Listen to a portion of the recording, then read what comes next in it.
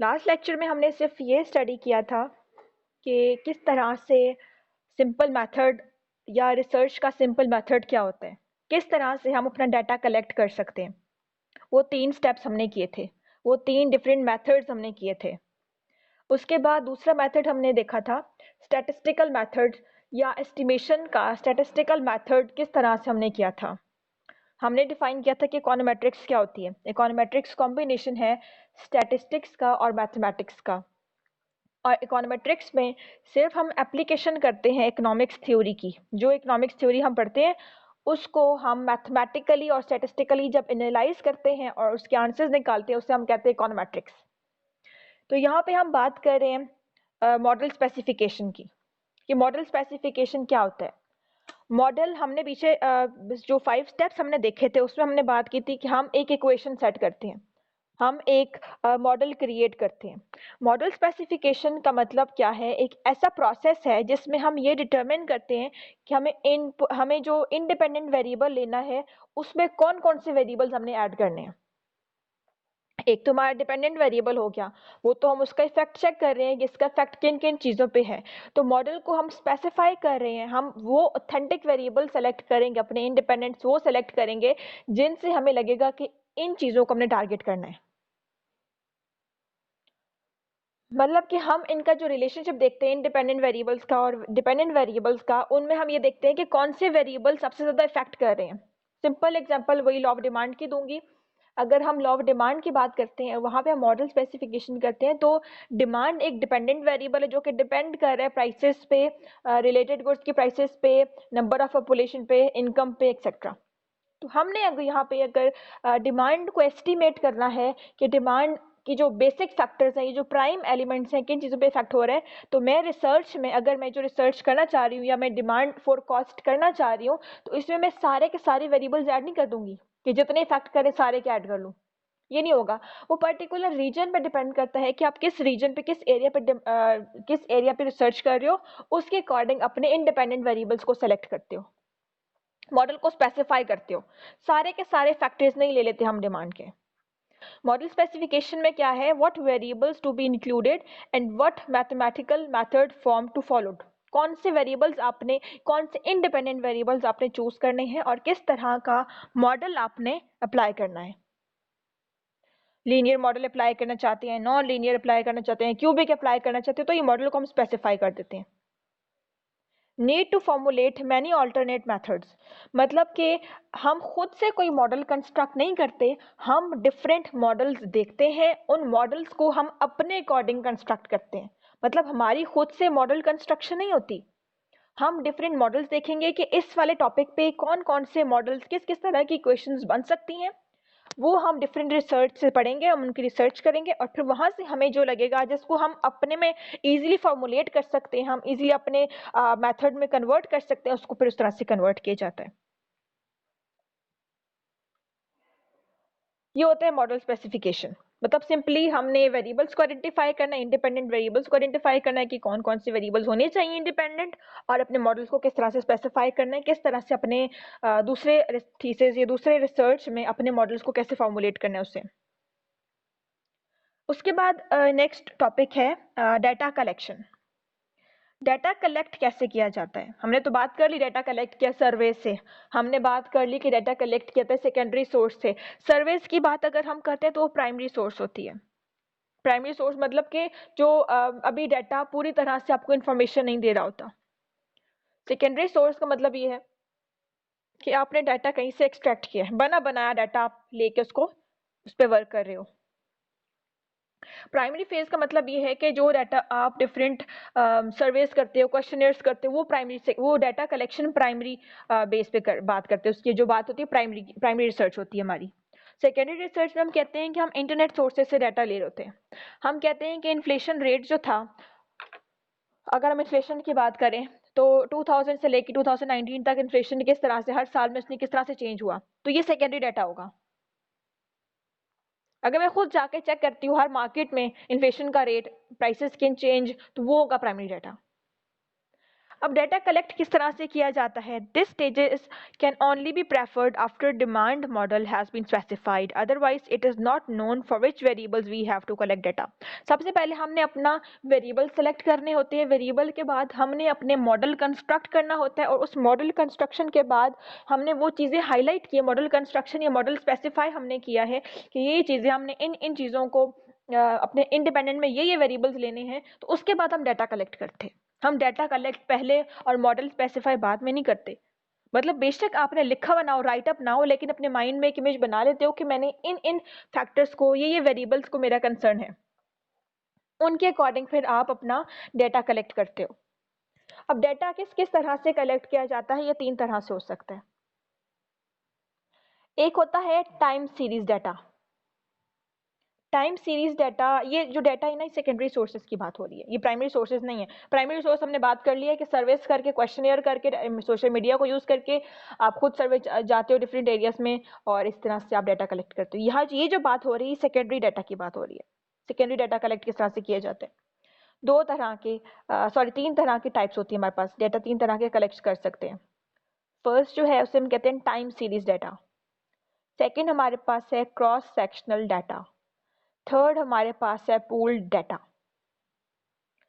अब time series data क्या है? टाइम सीरीज नाम से पता चल रहा है कि टाइम की एक सीरीज होगी, मतलब कंसेक्टिव ईयर्स का डाटा हमने स्टडी किया। यहाँ पे मैंने अभी जो एग्जांपल दी आपको, इन्फ्लेशन की अगर मैं बात कर रही हूँ कि 2000 से लेके 2020 तक इन्फ्लेशन के मेजर्स में देख रही हूँ। मैं एक इन्फ्लेशन, मेरे पास एक वेरिएबल है, लेट्स सपोज उसको इंडिपेंडेंट रखना है, डिपेंडेंट रखने में उसकी बात नहीं करी, सिर्फ डाटा कलेक्शन का तरीका बता रही हूँ। अगर एक वेरिएबल इन्फ्लेशन है मेरे पास, उसका डाटा मैं कैसे कलेक्ट करूंगी? सेकेंडरी सोर्सेज से। अगर मैं रखना चाहती हूँ अपना टाइम सीरीज, टाइम सीरीज का मतलब ये है कि मैं इसके कंसेक्टिव ईयर्स का डाटा चेक करना चाहती हूँ कि 2000 से लेके 2020 तक इन्फ्लेशन रेट में कितना चेंज आया। 2000 में कितना रेट था इन्फ्लेशन का, 2001 में कितना रेट था, 2002 में कितना रेट था, 2003 में कितना रेट था। मतलब वो कंसेक्टिव ईयर से लेके 2020 तक की बात करती हूँ। ये हो गया टाइम सीरीज डाटा, मतलब जिसमें हम किसी ईयर को स्किप नहीं करते, हम कंसेक्टिव ईयर्स की बात करते हैं। चाहे आप 10 ईयर्स की बात करें, चाहे 20 ईयर्स की बात, चाहे 50 ईयर्स की बात कर रहे हो, लेकिन जो भी हम अपने डाटा कलेक्ट कर रहे हैं वो सीक्वेंस में और ईयर्स के हिसाब से होगा। दूसरा है हमारे पास cross sectional data. Cross sectional में क्या होता है कि इस डाटा में हम, इसकी डेफिनेशन मैं नहीं करवा रही, सिंपली आपको इनके कॉन्सेप्ट्स बता रही हूँ कि ये होते क्या हैं। क्रॉस सेक्शनल डाटा का मतलब ये है कि आप डिफरेंट जगह पे एक डाटा है, एक वेरिएबल है आपके पास, उसका डाटा आप डिफरेंट जगह से, डिफरेंट सोर्सेज से ले सकते हो और डिफरेंट टाइम पीरियड्स के हिसाब से। मतलब एक रीजन से आपने 2 साल का डाटा लिया, किसी और रीजन से आपने उस बीच में ईयर स्किप करके कोई और 3 साल का डाटा लिया, फिर बीच में स्किप करके आपने एक और नए रीजन से डिफरेंट तरह का डाटा लिया। ये होता है क्रॉस सेक्शनल डाटा, एक सीक्वेंस से नहीं होता। मतलब एक वेरिएबल का, वेरिएबल एक ही होता है, लेकिन उसका डाटा आप एक रीजन से ले रहे हो, एक वेबसाइट से अगर आप कहते हो, दूसरे वेबसाइट से कुछ और सालों का ले लिया, तीसरे वेबसाइट से कोई और सालों का ले लिया, रैंडम डाटा आपने सिलेक्ट किया है, तो है क्रॉस सेक्शनल डाटा। थर्ड है पूल डाटा। पूल डाटा क्या होता है? जिसमें आपके टाइम सीरीज और क्रॉस सेक्शनल दोनों इन्वॉल्व हों। पूल्ड हम कहते हैं, एक कॉम्बिनेशन होता है हमारे पास टाइम सीरीज का और क्रॉस सेक्शनल का। अगर आप लोगों को इसकी डेफिनेशंस चाहिए तो मुझे बता दीजिएगा, फिर मैं आपको इनकी डेफिनेशंस, या एक मेरे पास बुक पड़ी है, उनके पिक्चर्स आपके साथ शेयर कर दूंगी। पूल डाटा होता है जिसमें फीचर्स होते हैं टाइम सीरीज डाटा के भी और क्रॉस सेक्शनल डाटा के भी। मतलब ये सीक्वेंस में ईयर वाइज भी हो सकता है और ईयर्स के साथ साथ हम कह सकते हैं कि डिफरेंट रीजन से भी डाटा सिलेक्ट कर सकते हैं। ये होता है पूल्ड डाटा। इसके बाद आ जाता है estimation of demand model. Estimation of demand model कैसे करते हैं? Indicates the relationship between independent variable. Estimation का मतलब है आप एस्टिमेट करना चाह रहे हो, आप कंक्लूड करना चाह रहे हो, आप उसको एनालिसिस उस पर लगाना चाह रहे हो डिमांड मॉडल पे। डिमांड ये टॉपिक का नाम नहीं है, डिमांड एक वेरिएबल ले लिया उन्होंने कि अगर हम डिमांड की बात कर रहे हैं तो। एस्टिमेशन, किसी मॉडल के एस्टिमेशन किस तरह से करते हैं? हम हाईलाइट कर रहे होते हैं हमारे पास ये डिपेंडेंट वेरिएबल्स हैं, ये इंडिपेंडेंट वेरिएबल्स हैं, उनके बीच में रिलेशन किस तरह का है, उसको फिर वैल्यूज के अकॉर्डिंग मैथमेटिकली सॉल्व करके, स्टैटिस्टिकली टूल्स अप्लाई करके हम अपने आंसर्स निकालते हैं। ये होता है एस्टिमेशन। उसके बाद आ जाता है estimation of parameters. And interpretation. यहाँ पे हम क्या बात कर रहे हैं कि हम एस्टिमेट कर रहे हैं अपने पैरामीटर्स को, मतलब जो भी हमारे पास इक्वेशन होती है, आप जो भी इक्वेशन लिखते हो, मैथ्स वाली इक्वेशन अगर आप देख लो, या फिर आपने मैथमेटिकल इकोनॉमिक्स कोई सब्जेक्ट पढ़ा है आप में से किसी में? मैथमेटिकल इकोनॉमिक्स अभी तक नहीं पढ़ा? ये कोर्स शायद आप लोग पढ़ो फ्यूचर में। इसमें ये होता है कि आपके पास कोई भी मैथमेटिकल इक्वेशन होती है, उसमें आपके पास पैरामीटर्स होते हैं, उसमें आपके पास स्लोप्स होती है, उसमें आपके पास इंटरसेप्ट होते हैं। y is equal to a plus b x लिख देते हैं, उसमें हम कहते हैं ये जो b है ये पैरामीटर है। इसमें अब जो मॉडल होता है आपके पास, जो भी आपके पास एक इक्वेशन होती है, उसको सॉल्व करके सबसे पहले हम उसके पैरामीटर्स फाइंड करते हैं। पैरामीटर्स फाइंड करेंगे, उसके साथ साथ हम उसके स्लोप और इंटरसेप्ट फाइंड करेंगे। फिर जो स्लोप्स और इंटरसेप्ट फाइंड की जो एक मॉडल बनाया हमने, जो एक इक्वेशन बनाई है, पैरामीटर्स, उसके स्लोप, उसकी आप कह सकते हो इंटरसेप्ट फाइंड आउट किया, उनको इंटरप्रेट भी किया। इंटरप्रिटेशन मतलब उसको एक्सप्लेन किया कि ये क्या रोल प्ले कर रहे हैं यहाँ पे। कोफिशिएंट्स ऑफ द वेरिएबल, यहाँ कह सकते हैं जो कोफिशिएंट है उनको फाइंड आउट करते हैं। Relates the effect of independent variable upon the independent variable, मतलब कि हम ये इफेक्ट चेक कर रहे होते हैं जो हम इंटरप्रेट करते हैं। इंटरप्रिटेशन जब हम करते हैं अपने किसी भी क्वेश्चंस की, ये जो वैल्यूज हम फाइंड आउट करते हैं उनको इंटरप्रेट करते हैं, वो बताते हैं कि इनके बीच में रिलेशन किस तरह का है। जिस तरह से इलास्टिसिटी हमने किया था, इलास्टिसिटी में हमने कहा था कि आंसर हमारे पास ये रिप्रेजेंट कर रहा है कि अगर इतना चेंज होगा तो डिमांड में इतना चेंज होगा। प्राइसेस में अगर इस परसेंट से प्राइसेस चेंज हो रही है तो डिमांड इस प्राइसेस पे इतने परसेंट चेंज हो रही है। वो भी एक इक्वेशन की फॉर्म थी। तो यहाँ पे भी कह रहे हैं कि यहाँ पे भी एक इक्वेशन की फॉर्म आपको गिवन होगा, आपने उसके पैरामीटर्स फाइंड आउट करने हैं, अपने इंटरसेप्ट स्लोप फाइंड करनी है। ये इंशाल्लाह हम नेक्स्ट क्लास में स्लोप और इंटरसेप्ट फाइंड करेंगे, उसके पैरामीटर्स फाइंड करेंगे, न्यूमेरिकल्स करेंगे। सिंपली आपको वर्बली बताया गया है कि अगर आपके पास एक रिग्रेशन इक्वेशन है, रिग्रेशन इक्वेशन हम कहते हैं, इसकी मैथमेटिक्स में आपको नेक्स्ट क्लास में पढ़ाऊंगी, आज सिर्फ इसकी थ्योरी करवा रही हूँ। Is use to calculate these values, मतलब हम एक रिग्रेशन एक फॉर्मूला होता है, एक इक्वेशन होती है, उसकी मदद से हम अपने इंटरसेप्ट, स्लोप या आप कह सकते हो पैरामीटर्स फाइंड आउट करते हो। उसके बाद स्टैटिस्टिकल मेथड्स में क्या आते हैं, हम किस तरह से अपने मेथड्स को या अपने जो हमारे पास इक्वेशंस होती है उनको सॉल्व करते हैं। These are various quantitative methods to find the exact relationship between the dependent variable and independent variable. The most common method is regression analysis.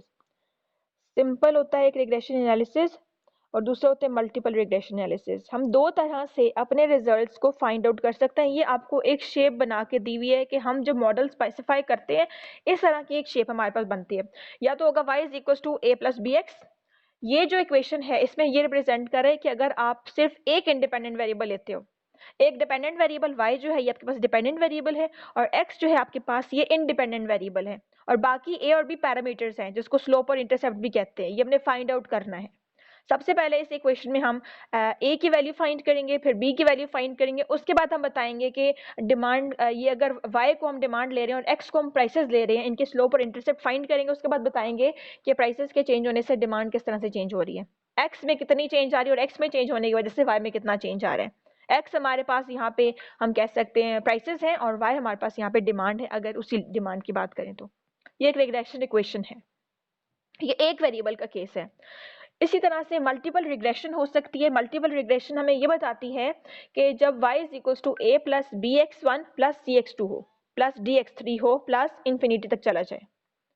यहाँ पे ये बता रहे हैं कि जब आपकी equation y is equal to मतलब आपका जो डिपेंडेंट वेरिएबल है वो नंबर ऑफ वेरिएबल्स पे डिपेंड कर रहा हो। मतलब सिंपल रिग्रेशन में हमने एक ही वेरिएबल से उनका रिलेशनशिप चेक किया। मल्टीपल रिग्रेशन का मतलब ये है कि अगर आप एक डिपेंडेंट वेरिएबल चूज कर रहे हो और उसको अफेक्ट करने वाले इंडिपेंडेंट वेरिएबल्स आप बहुत सारे ले रहे हो, 3-4 आप इंडिपेंडेंट वेरिएबल्स ले लेते हो। यहाँ पे 3 ले में प्लस इंफिनिटी तक किया हुआ है कि वो जरूरी नहीं है कि इंडिपेंडेंट वेरिएबल हमेशा एक ही चूज करो, वो ज्यादा भी हो सकते हैं। इंडिपेंडेंट वेरिएबल की बात करें, उसके बाद हमारे पास आ जाता है लिमिटेशन ऑफ स्टैटिस्टिकल मेथड्स। कि लिमिटेशन क्या है स्टैटिस्टिकल मेथड्स की? They require a lot of data in order to be performed. मतलब स्टैटिस्टिकल मेथड हम तब भी अप्लाई करेंगे जब हमें डाटा बहुत ज़्यादा रिक्वायर्ड हो, जब बहुत ज़्यादा डाटा हमारे पास अवेलेबल हो, तब हम स्टैटिस्टिकल मेथड यूज़ कर सकते हैं, तब हम रिग्रेशन एनालिसिस यूज़ कर सकते हैं। 2 साल का डाटा हो हम उस पर अप्लाई नहीं कर सकते। 3 साल का डाटा हम उस पर अप्लाई नहीं कर सकते। अगर 2 साल का डाटा हम 2 साल की बात करें फिर नहीं अप्लाई कर सकते, लेकिन अगर उसी को मंथ्स में लेके कर ले तो फिर उस पर अप्लाई हो सकता है। ये उसकी लिमिटेशंस है। They necessitate a large amount of computation, मतलब थोड़ा सा ये टेक्निकल भी हो जाता है क्योंकि डाटा बहुत ज़्यादा होता है, इसमें हमारे पास एरर के चांसेस भी ज़्यादा हो सकते हैं।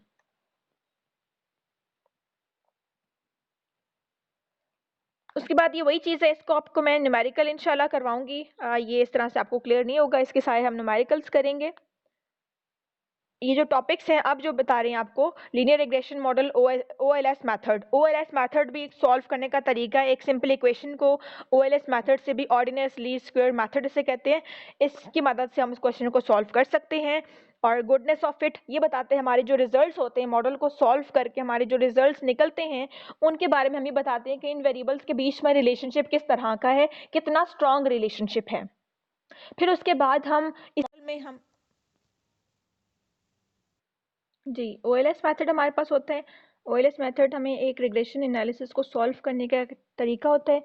इसकी प्रॉपर्टीज, इसके अजम्पशन, इसकी न्यूमेरिक्स हम इंशाल्लाह नेक्स्ट क्लास में करेंगे।